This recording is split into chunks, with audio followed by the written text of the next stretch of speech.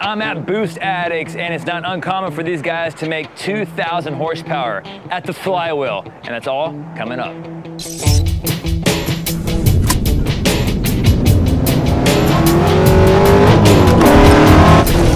We started about 3.5 years ago.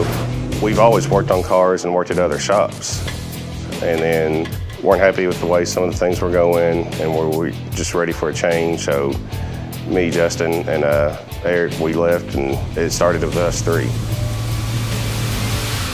So it's making 512 and 438 on a small pool, so we'll take that for now. It's grown into 11 people now in the past 3 years. We've changed shops once already. We're looking to expand into a bigger shop right now. It's grown tremendously, way faster than what I thought it would have. I'm hanging out here with David, and we're in a GT500 with how much horsepower? 1,100 wheel. 1,100 wheel. Tell me what's in this thing and what'd you guys do to it? So I built 5.8 liter dual overhead cam Ford engine. It does have the factory blower, but it's been ported. The back end's been cut off to free up the intake to it, and it does have a Nitrous Express nitrous kit on it. That's enough to get you in a lot of trouble. Absolutely.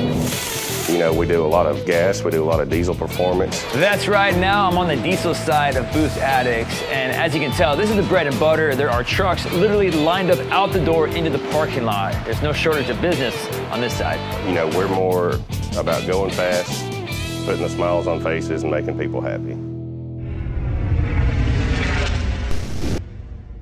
40, that was totally legal.